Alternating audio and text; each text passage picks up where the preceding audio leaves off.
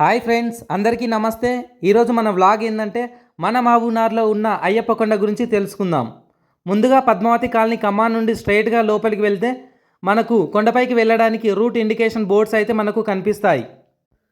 అలాగే ముందుకు వెళ్తే దారికి ఇరువైపులా పచ్చటి వాతావరణం, చల్లటి గాలులు మనకు కొండపైకి స్వాగతం పలుకుతాయి.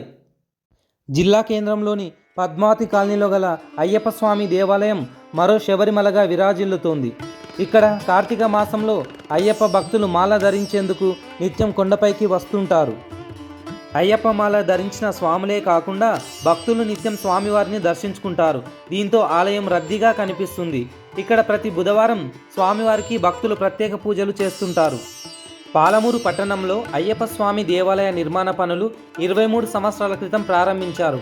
కొండపై స్థలాన్ని సేకరించి అక్కడ మొదట గణపతి, ఆంజనేయ స్వామి విగ్రహాలను ప్రతిష్ఠించి గుడి కట్టారు.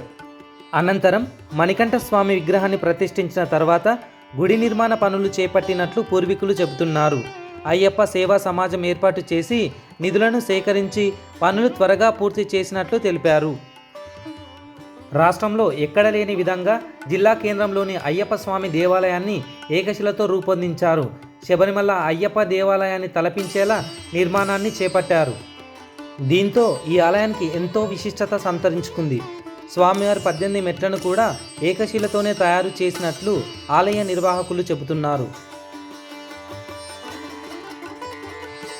అయ్యప్ప సేవా సమాజం ఆధ్వర్యంలో గత 10 సంవత్సరాలుగా కార్తీక మాసం ఆరంభం నుండి డిసెంబర్ 31 వరకు నిత్య అన్నదాన కార్యక్రమాన్ని కొనసాగిస్తున్నారు.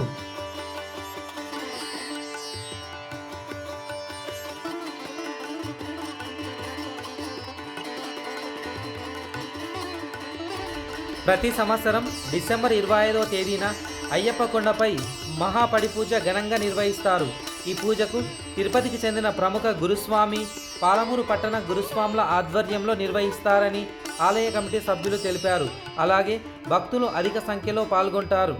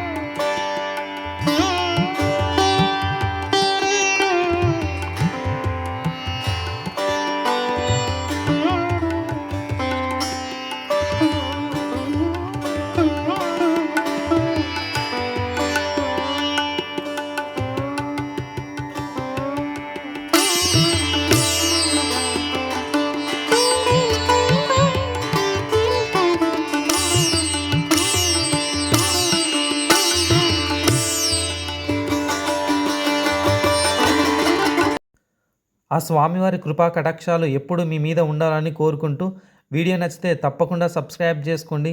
Thank you.